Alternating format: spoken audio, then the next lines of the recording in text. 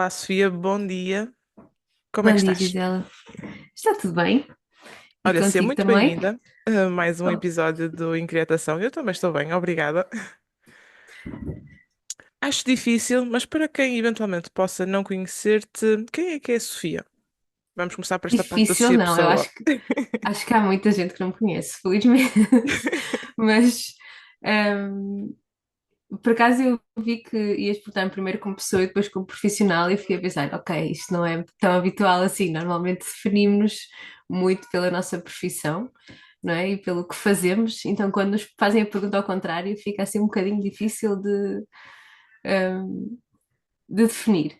Ahm, Como pessoa, bem, eu acho que como pessoa defino-me como alguém que gosta de fazer muitas coisas diferentes e que desde sempre o que eu me lembro de ser a minha ambição, se quisermos chamar assim, era não ter pressa, sabes? Eu diria, chamava-lhe antes de ter sossego, mas não é bem isso, porque eu acho que tens sempre preocupações e tudo, é mesmo não ter pressa, não passar a vida a correr. Por isso acho que isso acaba por me definir muito. Depois o sítio onde eu escolho morar e a vida que eu escolho ter, não é? Eu trabalhar por conta própria e várias coisas, acho que vai bater muito aí. Essa coisa de ter tempo e fazer as É coisas muito curioso, mas com concordo calma. em pleno. Revejo-me nisso. E então a Sofia profissional, também achas que segue essa lógica do ter tempo, não ter pressa, ou temos outro tipo de perspectivas? É assim, eu tento, não é?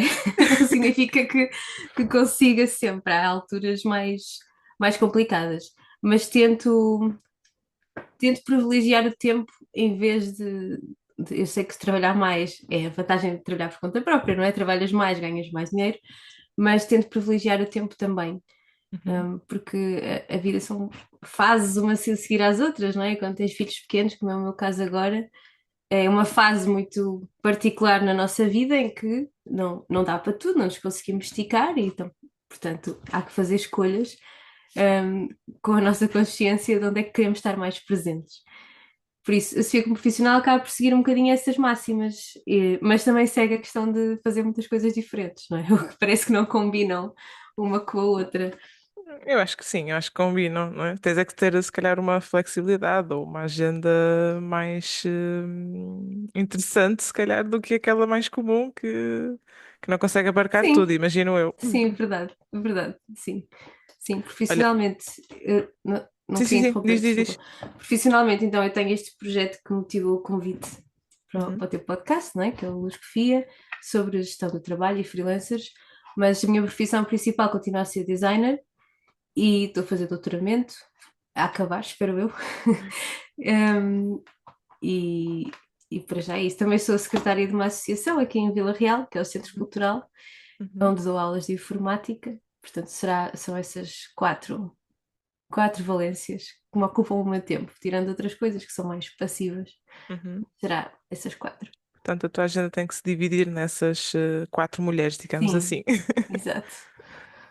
Eu ia pegar exatamente nisso, que ia te dizer que eu sinto que és uma mulher dos sete ofícios, ou de vários ofícios, ou de quatro, pelo menos. Sendo que se dividem, lá está, como tu estavas a dizer, entre designers, também sei que ou foste formadora e és investigadora neste teu Sim, doutoramento, não é? Portanto, como é que tu chegaste a esta mistura? Foi uma coisa que sucedeu, a vida foi por aí, ou era algo que tu, se calhar, já desde muito jovem, planeavas porque querias lá estar a fazer muitas coisas e fazia-te sentido dividir-te em várias áreas? eu não planeei nada. E acho que, pelo contrário, acho que lutei muito e debati-me muito com esta coisa de fazer várias coisas diferentes, porque eu não sei se será com toda a gente, mas senti que a narrativa que nos impõe muito, ou pelo menos que será um sucesso mais linear, é que tu te especializes cada vez mais numa área e te tornes um especialista e te entregues, não é, de corpo e Uhum. alma a uma coisa só, a uma paixão e que aquilo meio que te destrói e tudo isso é uma coisa muito intensa, não é? Quando Sim. trabalhas em trabalhos criativos temos muito esse clichê. Mas só que eu nunca encontrei isso, sabes? Uhum. Procurei muito, sobretudo durante o curso e nos anos a seguir, eu achava sempre, ok, agora vai chegar, vem a seguir. Mas nunca encontrei essa única coisa que tomava conta de mim, não é? Então demorei um bocado até perceber que estava tudo bem com isso, que não temos que bater todos nesse molde e que fazer várias coisas diferentes era bom, e era bom para Sim, mim e acrescentava mais a cada uma delas do que se eu fizesse só uma isoladamente, não é? Porque, por exemplo, como eu fazendo doutoramento numa área de ciências sociais sobre indústrias criativas, eu própria sendo uma profissional das indústrias criativas tenho uma visão que acrescenta qualquer coisa, não é? E neste projeto a mesma coisa. Eu, sendo designer, acabo por conseguir explicar as coisas e tenho uma visão muito mais próxima sobre a gestão do trabalho e sobre o freelancing do que se calhar uma pessoa externa, não é? Que nunca uhum, uhum. trabalhou em áreas criativas. Por isso esse cruzamento é bom, mas não foi planeado e foi até um bocado acidentado chegar, chegar até aqui. De qualquer forma, acho que foi um bom acidente, perdoando uma expressão, mas acho que Sim. funcionou, não é? Sim, acho que sim. Acho que sim. É sempre, acho que nunca estamos completamente contentes, acho eu. É Sim, sempre sim. um processo até chegarmos a esse momento de realização, não é? Que dura menos do que nós estamos à espera. Sim, sim. Mas de certo modo eu acho que o facto de não estares tu e eu incluindo-me nesse grupo, não estarmos sempre satisfeitos, acho que pode ser bom para chegarmos a uma satisfação melhor, eventualmente, não é? Porque vamos procurar também coisas que nos satisfaçam e não estamos acomodados a uma situação confortável. Digo eu, não sei, a perspectiva. Sim, sim. E acho que para mim também tem muito a ver com manter a curiosidade, não é? No que eu estou a fazer, mais do que tornar-me a melhor do mundo naquela coisa em específica, é continuamente fazer coisas que quero fazer e que puxam por mim mais pela curiosidade do que por outra coisa. Acho que isso acaba por ser saudável, não é? Tu manteres esse brilho de quero fazer este projeto e Sim, fazes e tens essa liberdade. sim, sim, sem dúvida, faz muito sentido. Bom, como se isso não bastasse, como se a tua agenda não fosse assim super esticada já pelas funções todas que tens, és mãe e ainda dedicas tempo a trabalhar e a comunicar com trabalhadores independentes, que é este teu projeto mais virado para o Lusco Sofia. Fala-nos como é que o teu dia tem mais horas que toda a gente. Brincadeira, estou a brincar. Mas fala-nos sobre como é que este trabalho com as questões de independentes, desculpa, este trabalho com os trabalhadores independentes, como é que isto também surge na tua vida? Imagino que tenha a ver também com a forma como tu trabalhas, mas como é que isto surge e Sim, o que é de facto aqui o Lusco Sofia? olha, toda a gente tem uma história da pandemia, não é? Por isso a minha é um bocado essa. Um, e na pandemia, como na altura eu trabalhava muito com cultura, eu perdi muitos dos meus rendimentos. Na altura foi mais ou menos 60%, e, e isso fez com que eu tivesse percebido que tinha que pensar o meu trabalho de outra forma, que estava. Acho que nunca tinha tido aquele momento de parar e pensar, ok, eu estou a fazer isto profissionalmente, tenho que organizar a casa, tenho que levar isto mais a sério, tenho que conseguir criar alguma segurança para mim.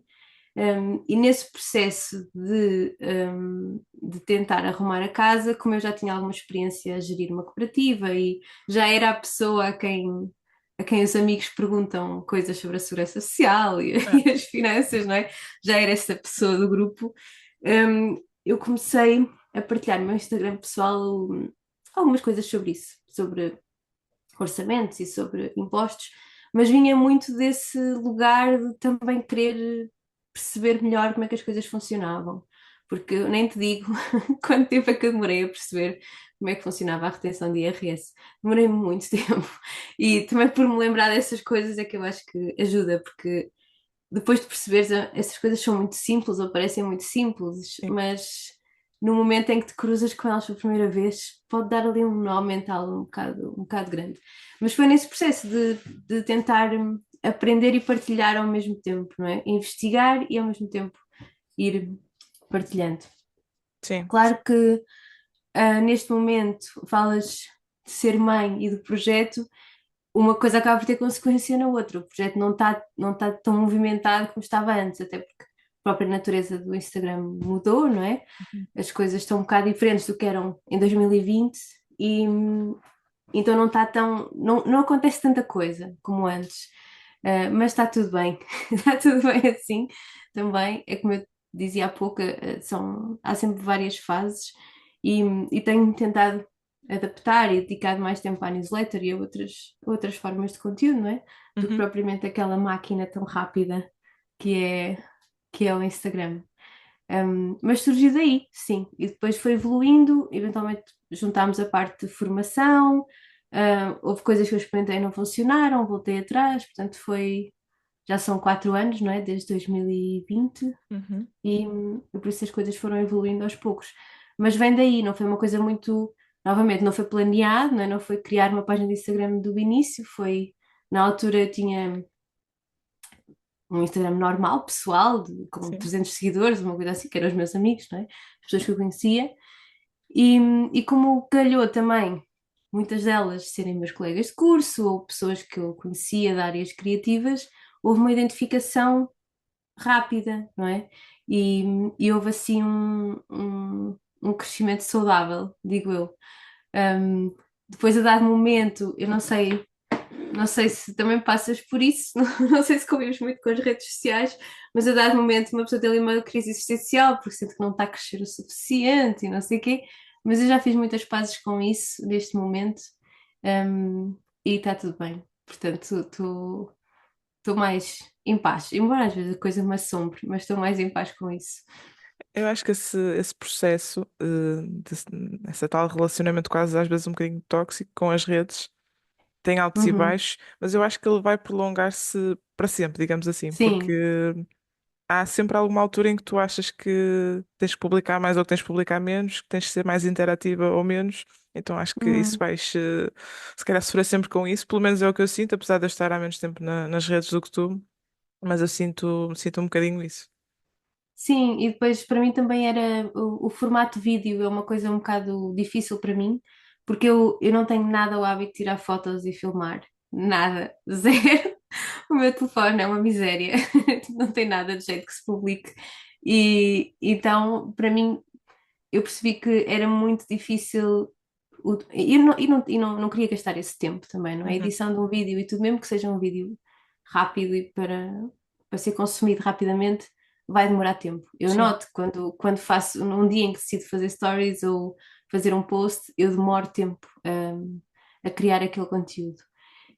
E depois também, dado momento, tu apercebes-te de que esse tempo todo investido naquele momento tão rápido que passa, não é? Se calhar não compensa assim tanto e tem que haver outras estratégias para não ser só um buraco negro que suga a nossa atenção. Um, por isso, sim, acho que é como tu dizes, é uma relação ao longo do tempo. Sim. As redes vão mudando, nós vamos mudando e Acho que faz parte, sim, sim, sim. sim. E agora, orientarei aqui a nossa conversa um bocadinho para o trabalho independente e gostava que me falasse um bocadinho dos teus desafios. Não têm que ser atuais, podem ter sido, se calhar, mais fortes numa fase inicial e agora até são mais suaves e estás mais em paz com isso. Mas quais são os desafios que tu trabalhas que tu encontras no trabalho independente?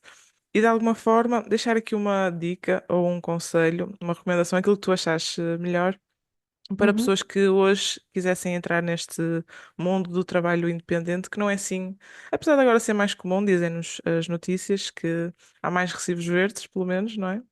Sim. Mas que não é o mais comum, acho eu, culturalmente falando. Mas qual é que seria assim a dica ou a estratégia que tu deixarias a quem quer começar hoje neste mundo? Hum, então, de facto, agora somos mais. Eu também vi essa notícia de que antes, 2000 e, 2013, não é? 2013 eram 200 e tal mil trabalhadores independentes, agora são meio milhão, 500 e tal mil. Mas a notícia também atribuía muito isso ao crescimento do alojamento local e do Uber e Uhum. etc., dessas plataformas. É difícil ver a expressão porque não nos dão mais dados do que isso, mas espero que em breve consigamos ver esses dados.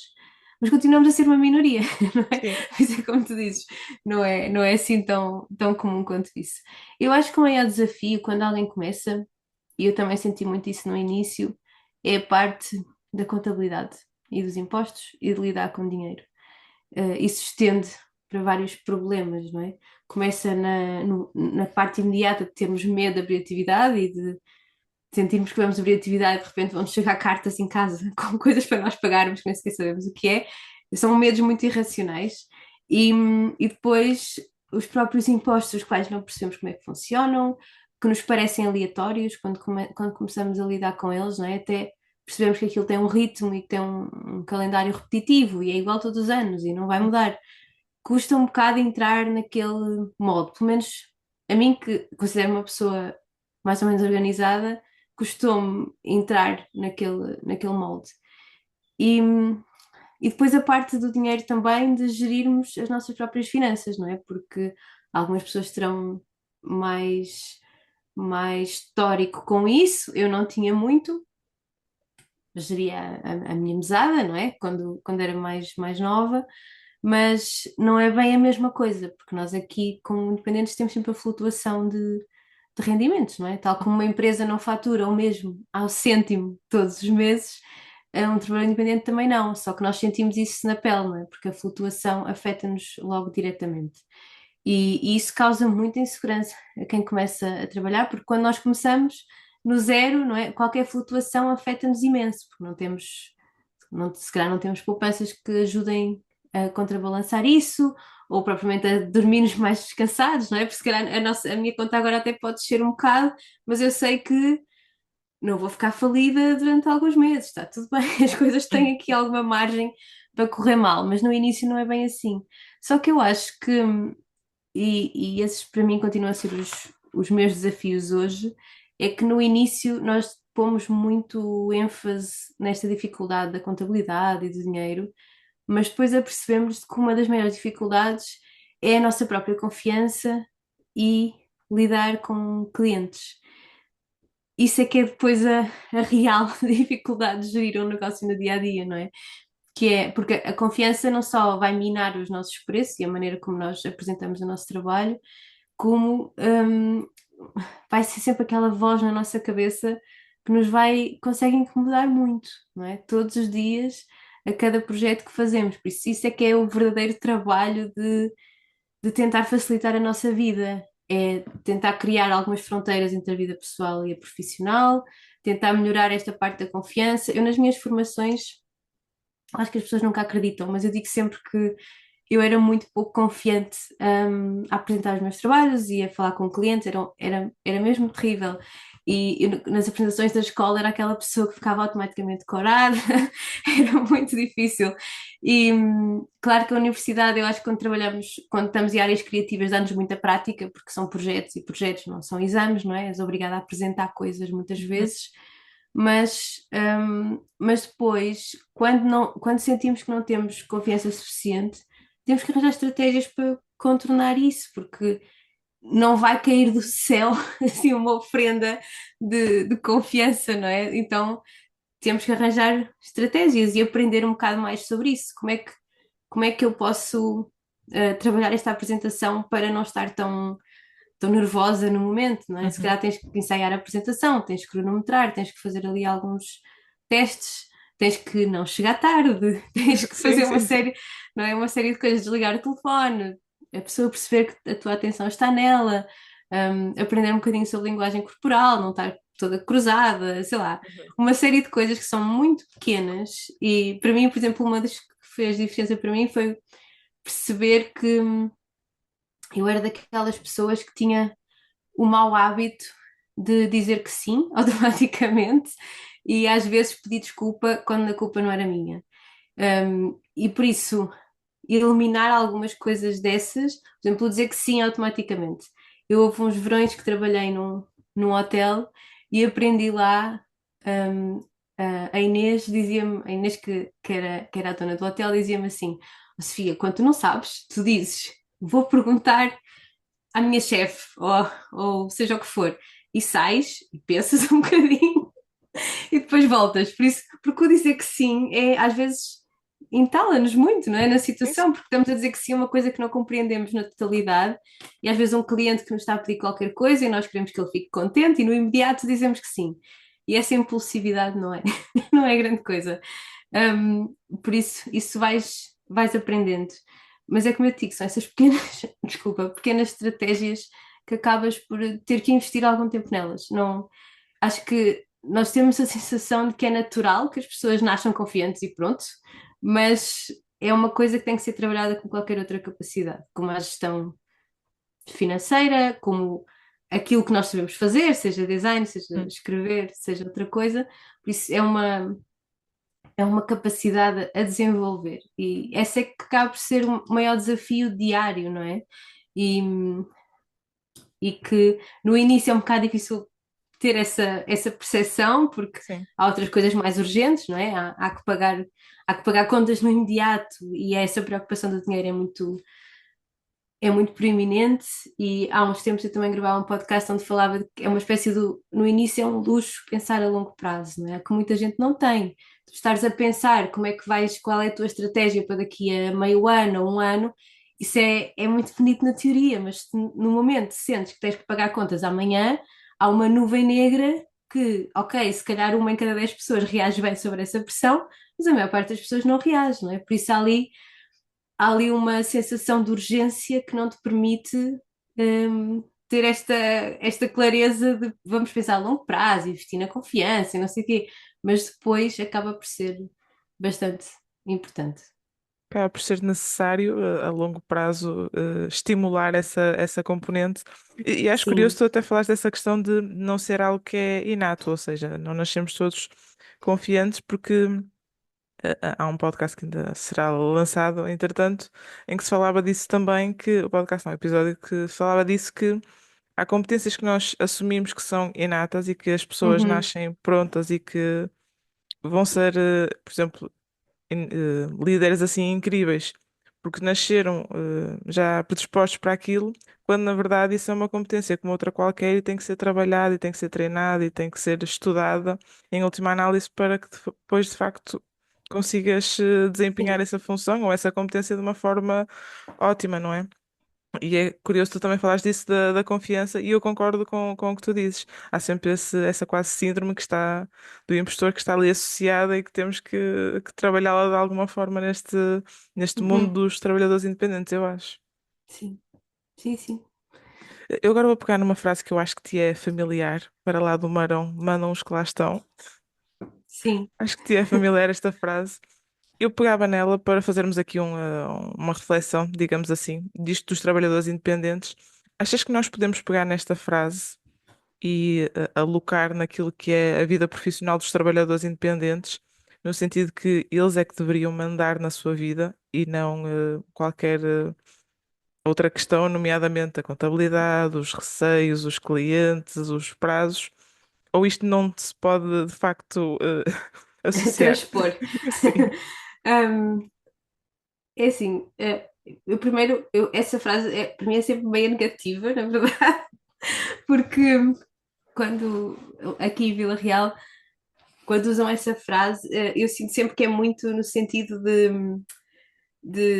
é muito representativa da mentalidade mais fechada, sabes? De ok. se vieres para cá, nós continuamos a mandar, não interessa muito o que é que tu achas. E eu sou de cá, não é? Portanto, não estou a falar como alguém que veio para cá e caiu aqui de paraquedas. Mas, mas sim, acho que vem desse lugar de se procurar alguma autonomia dentro de, dentro de algum complexo de inferioridade, talvez, não sei, mas transpondo para trabalhadores independentes, era bom que nós conseguíssemos fazer isso, não é? Ser quase inócuos a essas forças todas que andam à nossa volta. Um, acho que podemos ambicionar isso, mas é muito, muito difícil sermos, porque nós, embora, e nós vemos, não é, nas redes sociais, vendem-nos muito essa ideia de que eu viajo pelo mundo todo e trabalho uma hora de manhã e não sei o quê.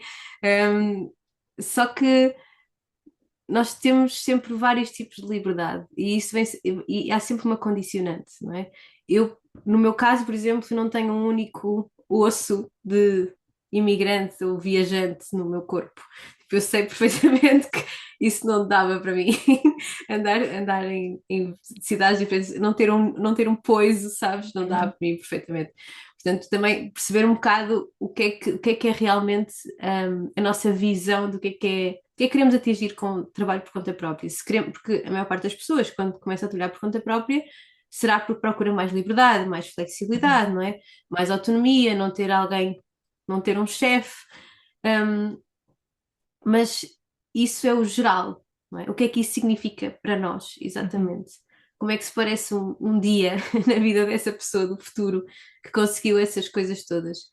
Um, e não é tão fácil assim pensar nisso, porque há todas estas influências que nos dizem o que é que devia ser a nossa vida livre, não é? O que é que significa liberdade.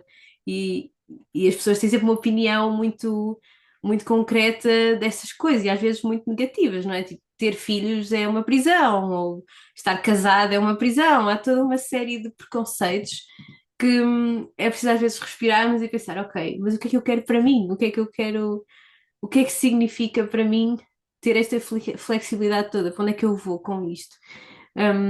E a mesma coisa se aplica depois um bocado ao resto. Claro que a parte da contabilidade e do dinheiro, acho que nós só sentimos, é um bocado de ironia, mas só nos sentimos mais livres dela quando sentimos que estamos no controle, não é? Quando sabemos que aquele prazo é naquele dia, uh, temos que, temos que faturar aquilo por ano para conseguir pagar as nossas contas. Quando estamos mais à vontade com essas certezas, sentimos muito mais libertos.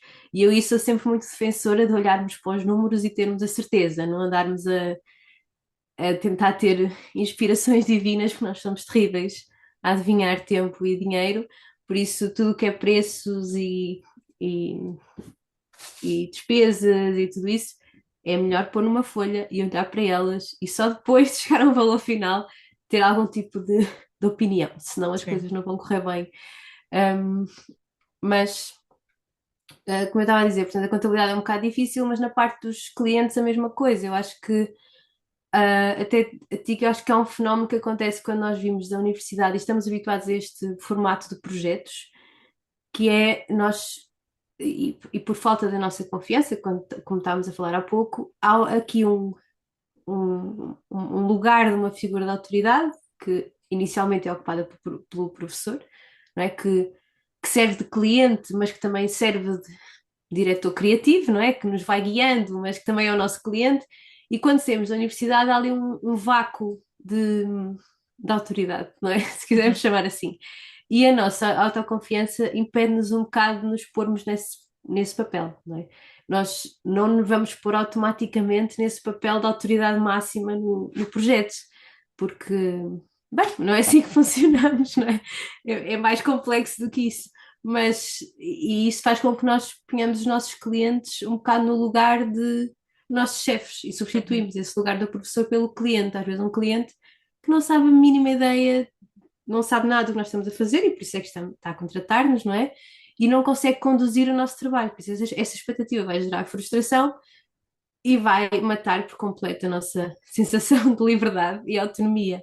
Mas é todo um processo, acho eu, de nós, a tal questão de trabalharmos isso, da confiança, para também sentirmos essa liberdade real da nossa autonomia no trabalho, não é? Porque, hum, sei lá, depois lidar com pequenas coisas que acontecem, clientes que ligam fora de horas e tudo.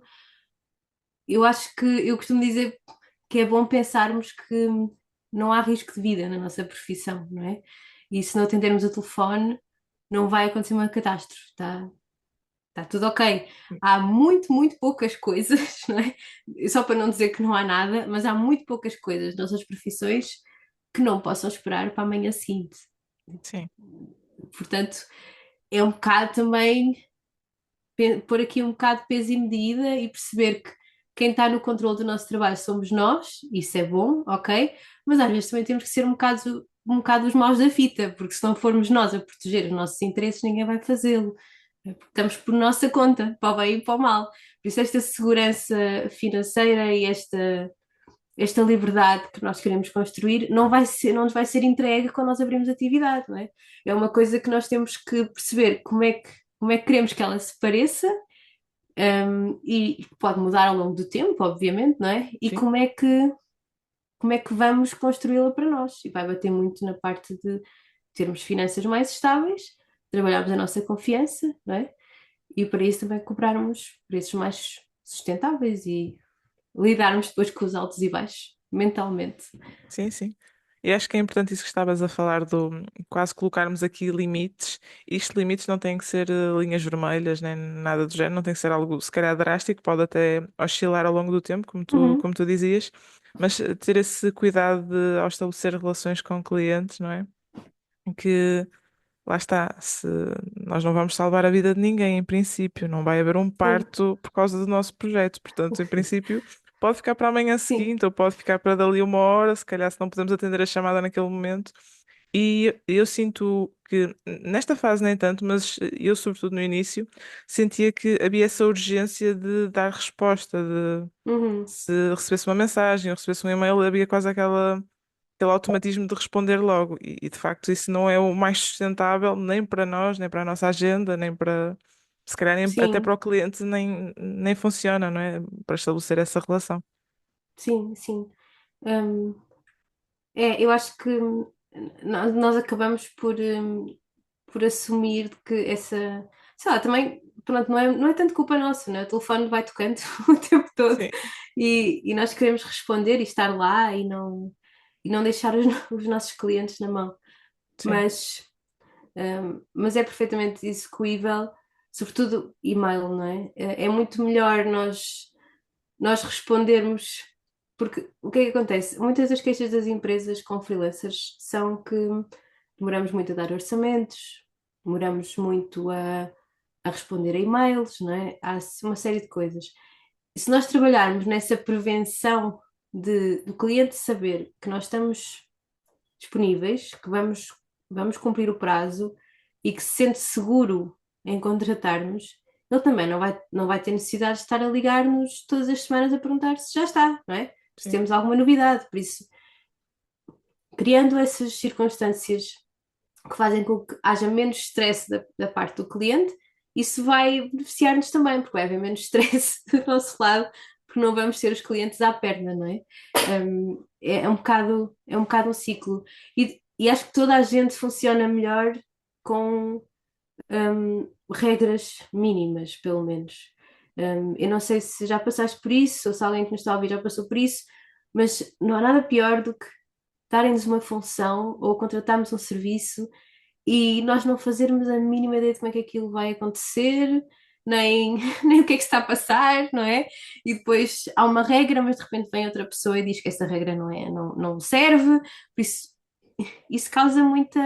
Nós não sabemos onde é que é o limite, não é? Não sabermos o que esperar, causa-nos muito stress e muita insegurança. E quando, pensando no papel de quem contrata um prestador de serviços, vai à procura de alguma segurança, vou repetir a palavra outra vez, sim, sim. porque, sobretudo em áreas criativas, não é como uma coisa que seja replicável, não é? Quando alguém te procura a ti, quando alguém me procura a mim, é uma coisa que ainda não existe. Por isso há um certo grau de confiança e risco que o cliente está a depositar em nós.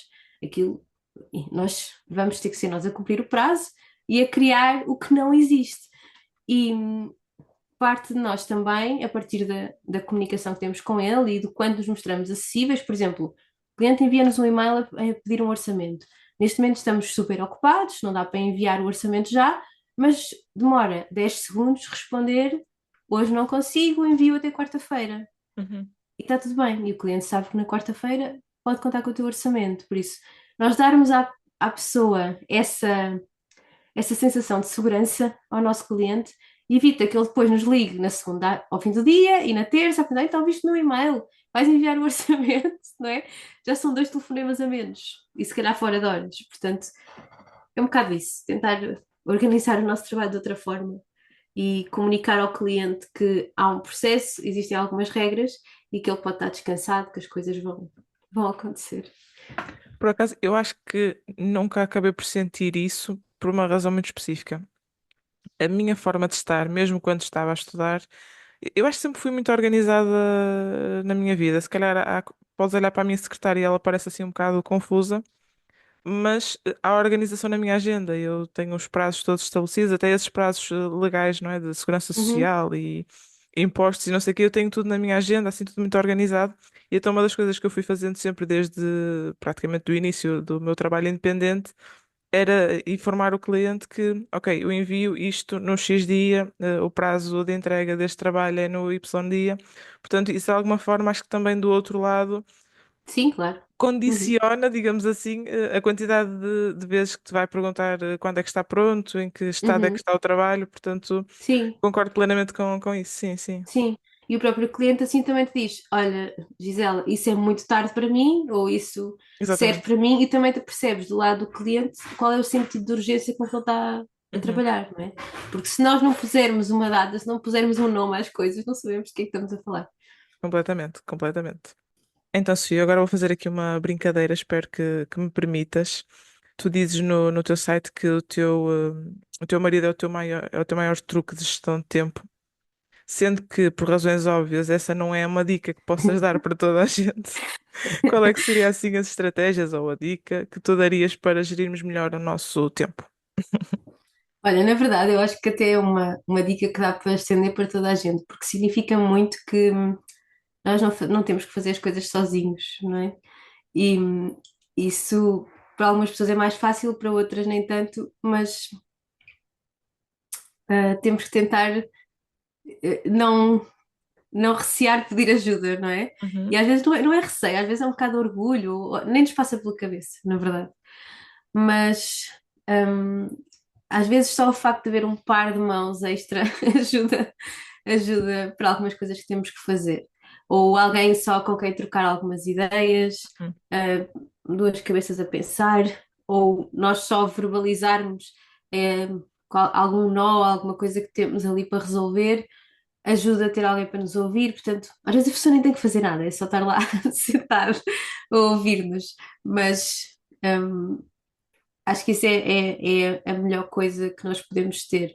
E algumas pessoas têm até a sorte de ter um par no trabalho, não é? Um uhum, parceiro, um sócio, se lhe quiser chamar assim, e aí o peso fica muito dividido e por isso a gestão, claro, também pode ser muito mais difícil, não é? Porque lidar com pessoas pode ter os seus desafios bem grandes, mas também pode ser muito mais fácil, não é? Pode ser essa partilha dos sucessos e das dificuldades.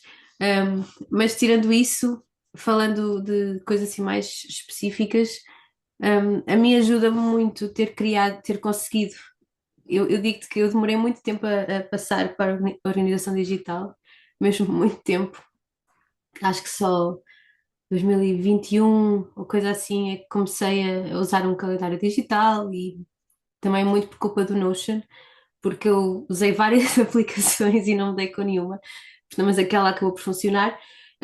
E para mim ajuda muito ter uma base de verdade daquilo que eu tenho que fazer, do que é tarefas, o que é compromissos, e está tudo no mesmo sítio. Por isso, não andar a dispersar, e é muito aquela sensação de teres a cabeça vazia, não é? De registas lá e não voltas a pensar naquilo, e aquilo aparece quando tem que aparecer.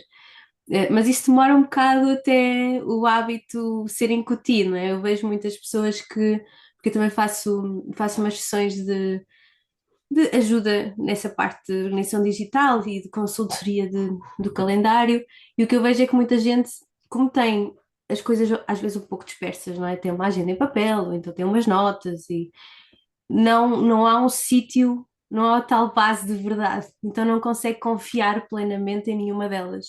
E vê um evento no calendário, mas vai confirmar a agenda e depois vai confirmar não sei onde, e isso dá sempre o dobro ou o triplo do trabalho, não é? Nós temos que tentar, sobretudo quando são coisas digitais, termos um sítio onde estar tudo. E aquele sítio tem que ser 100% confiável. É uma espécie de. É como se aquele sistema foi criado por nós próprios no passado, não é? E nós temos que confiar nessa pessoa, nossa versão passada, para tomar conta da nossa organização do dia de hoje. E, e por isso é uma espécie. essa é quase uma maneira generosa, não é? De cuidares de ti no futuro, fazeres o melhor possível para as coisas estarem claras hoje. Ou uma coisa que eu também demorei muito a aprender foi que eu não me vou lembrar. Esquece, eu não me vou lembrar tudo o que é pequenas notas, coisas dos eventos, moradas e assim. É melhor estar lá tudo escrito porque eu não me vou lembrar. No momento nós achamos que nos vamos lembrar. Claro que eu me vou lembrar. Óbvio que eu me vou lembrar, mas não. Passam depois 2 meses e já foi. E depois tens que andar a caçar num e-mail onde é que estão as coisas. Por isso é que cuidares o máximo possível da tua versão futura que vai ter que lidar com aquela informação, não é? Facilitares a tua vida no futuro. Tal como fazes para os teus clientes no dia a dia, Uhum. à partida, tratar-se a ti dessa forma. O que deixas para a pessoa que vai trabalhar amanhã e daqui a um mês e daqui a 2 meses, não só trabalho, mas projetos pessoais, que seja o mais claro possível e o mais arrumado possível. Não tem que ser limpinho e organizado, como nós vemos algumas listas, Sim, sim. mas na tua versão que funcione para o futuro. Eu ainda estou a fazer essa migração total para o digital, porque eu confesso que, e isto acho que é uma forma de trabalho também que eu estabeleci. Eu confesso que o facto de eu riscar, né, mesmo riscar Uhum, a tarefa ou dar um cheque na tarefa, de alguma forma me motiva ou me ajuda a avançar para a tarefa seguinte e a fechar aquela da minha. Quase como fechares uma janela sim. da Uhum, pesquisa do Google ou coisa assim do género, né? Fechar assim as coisas. Mas ainda não consegui fazer essa migração total para, de facto, para o digital. Eu também utilizo o Notion, tenho lá uma série de coisas, meus projetos estão todos lá também. É lá que me organizo em termos de informação, de contactos, de produção de conteúdo, uhum, o que tu quiseres, tenho lá tudo. Mas em termos de eventos, essencialmente eu tenho uma agenda física e tarefas assim mais pequenas. Tenho na agenda física porque sinto que ainda não consegui migrar completamente para o digital e atribuo a responsabilidade em parte ao Notion, porque eu sinto que a aplicação móvel do Notion não é aquilo sim. que eu gostaria que fosse, para aquilo que Uhum, são as minhas necessidades, vou dizer assim. Mas pronto, uhum. são tarefas que hei de Sim, mas fazer a também seu não tempo. é, não será obrigatório que a migração seja total, não é? Por exemplo, eu tenho o calendário e o Notion, onde aparecem as minhas tarefas. Mas em vez do calendário, podia ser uma agenda em papel, não é? Uhum, E podia usar as duas coisas, desde que estivesse tudo lá. O que acontece com a agenda em papel é que a dificuldade é que se tu tiveres que mudar uma coisa de sítio ou ahm, reagendar, não é? É sim, muito sim. mais. Não é difícil, mas cria muito ruído visual e pode criar alguma confusão e há mais alguma margem de erro, mas é só isso. Sim, sim. Porque o papel tem as suas vantagens, não é? Tens aquele método bullet journal, que tem o seu código, desculpa, o seu código específico e que é em papel, portanto tem as suas vantagens de ser mais a tal questão de não ter pressa, não é? Sim. Dedicares o teu tempo e até ajuda a pensar em muitos dos casos. Olha, Sofia, nós estamos aqui a terminar a nossa conversa, mas eu agora tenho aqui umas quatro questões que são super difíceis e dolorosas e as pessoas não gostam nada. Eu digo sempre isto no final do episódio, mas as pessoas sabem que eu não magoo ninguém. Mas pronto, estás preparada? Sim, força. Então, fala-me de uma coisa que aches incrível. Olha, na verdade, o que eu tinha posto aqui era mesmo para, para falar de nós, porque fez muita diferença para mim, começar a ter tudo no mesmo sítio. Fez Uhum, mesmo muita diferença. Sobretudo a nível pessoal, porque deixei de ver os projetos, não é? Só como uma coisa de trabalho, mas também outras coisas que eu queria fazer. E eu sempre tive essas listas no computador ou na agenda em papel de coisas que eu quero fazer um dia, ou sei lá, ideias para projetos, coisas muito soltas, não é? uhum. E, e eram coisas soltas sem casa, e de repente conseguir ter isso tudo no mesmo sítio e conseguir ligá-las umas às outras fez mesmo diferença em aquilo que falámos há pouco de estarmos a perder muito tempo a criar o conteúdo e tudo isso, nós conseguirmos recuperar, porque nós temos ideias todos os dias, não é? A toda a hora. E, e saber que elas não se perdem nessa espuma, é muito reconfortante. Por isso, ter um sítio onde eu sei que as coisas não se perdem, que é uma caixa com fundo, ajuda mesmo muito. E o Notion para mim fez muita diferença nesse sentido. Ter, mudar a maneira como eu armazeno as minhas ideias. Sim, é de facto uma plataforma incrível. E agora fala-me de uma coisa que te inquiete, não é uma inquietação que tu tenhas. É perder o Notion. Eu... é bom fazer backups, por acaso. É importante. Por acaso, eu queria dar assim uma resposta mais, mais poética, mas na verdade não é possível. Eu acho que aquilo que me inquieta mais neste momento tem que ser mesmo o futuro, porque, e acho que a partir do momento em que tens filhos, pensas muito nisso, desde as coisas mais pequenas até às maiores, não é? Um, por exemplo, uma coisa em particular que me inquieta muito é que, sendo mãe de um rapaz neste momento, como é que educas um rapaz gentil num mundo tão violento, não é? Como é que vamos lidar com a parte digital daqui a uns anos? Portanto, há muitas inquietações à volta da Sim. mesma, da mesma preocupação, porque eh, quem é pai e mãe também o é pela primeira vez daquela criança, não é? E, e também não sabe muito sobre isso. Portanto, estamos a tentar aprender e estamos a tentar descobrir aos poucos. Por isso acaba por haver muito desconhecido sempre à nossa frente. Isso, claro, que acaba por ser sempre, tem que ser a minha maior inquietação. Sim, faz sentido que possa ser, claro. E agora, a terceira questão difícil. Eu por acaso não sei, não conheço essa tua parte, mas não sei se és uma leitora assim ávida, se não, mas que recomendação de livro poderias deixar-nos? Olha, eu por acaso, eu adoro ler e houve uma grande, grande parte da minha vida em que andava muito triste com isso porque não conseguia ler nada. Acho que deve, sei lá, em 2021, 2022, devo ter lido um livro, portanto, sabes? E isso deixava-me um bocado triste porque eu Sim. gosto realmente de ler. Mas depois, quando o Sancho nasceu, houve alguém que me disse para eu comprar um leitor de e-books. E eu acho que eu tenho pena de não me lembrar quem foi, porque foi dos melhores conselhos que me deram, porque realmente a pessoa passa tanto tempo parada, não é? Por causa das cestas e não sei o quê, e acabarias por passar tanto tempo no telefone e a fazer scroll infinito e tendo o leitor de e-books à mão, porque podes ler no escuro, não é? Uhum. Eu comecei a ler muito, muito, muito, muito mais, mas sem comparação.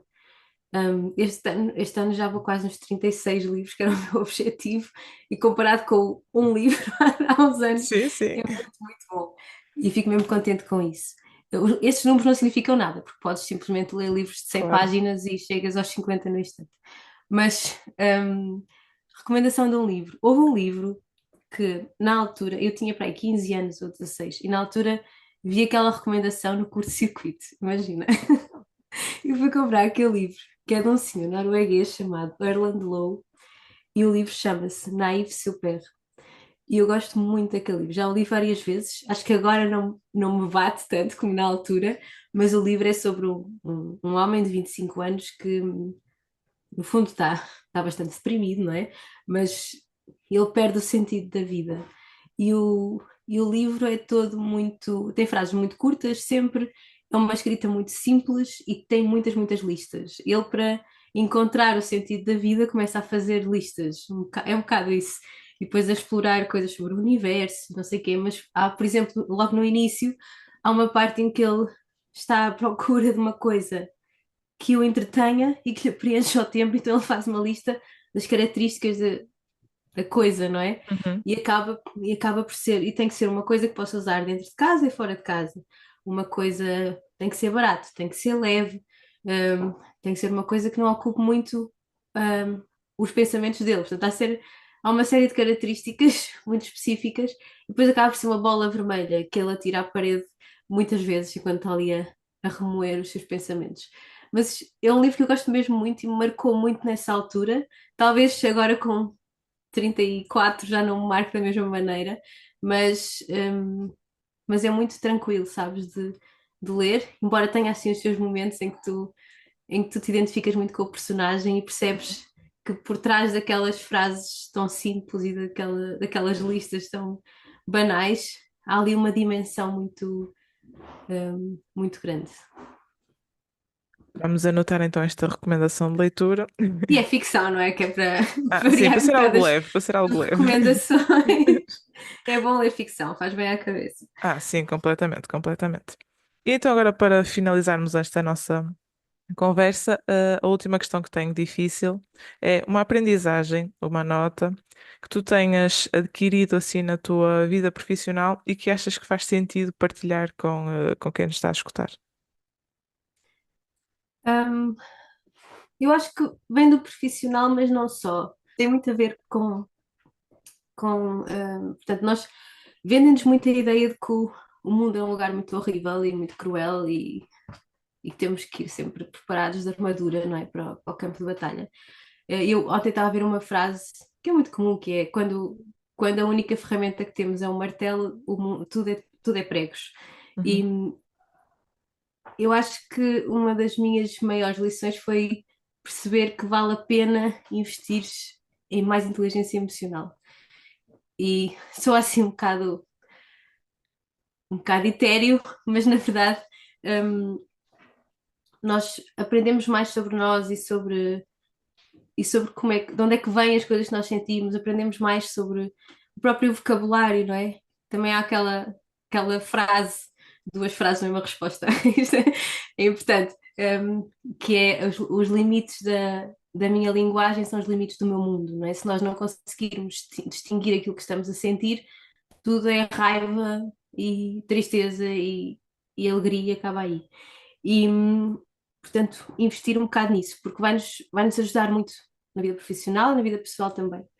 Porque trabalhar por conta própria é uma montanha russa, não é?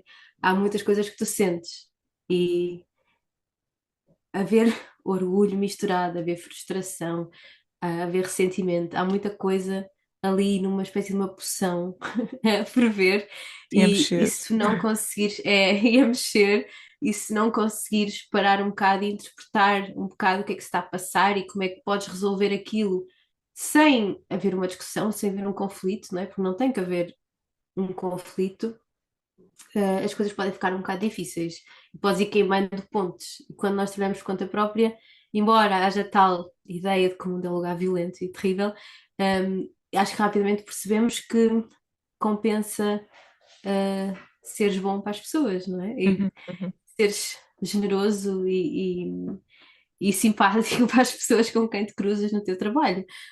Algumas pessoas não vão ser para ti, mas a maior parte vai ser. E é sempre, essa parte é importante. Acho que não, no início ninguém te diz isso porque parece só uma coisa, só um detalhe ali no meio, não é? Mas acaba por ser uma lição importante a longo prazo. Acho que é uma excelente deixa para terminarmos o nosso episódio. Olha, Sofia, muito obrigada por toda Obrigada, esta Gisela. partilha e Gostei obrigada por muito. teres juntado. Ainda bem, fico contente em sabê-lo. Portanto, olha, até muito breve. Daqui a 10 Até breve. edições de temporadas de podcast, pode ser que regressemos e tenhamos até outras perspectivas de trabalhadores independentes. Se calhar seremos muitos mais. Sim, vamos ver. Vamos ver. Obrigada, Até Gisela. breve, então. Até Obrigada. breve. Bom dia. Bom dia.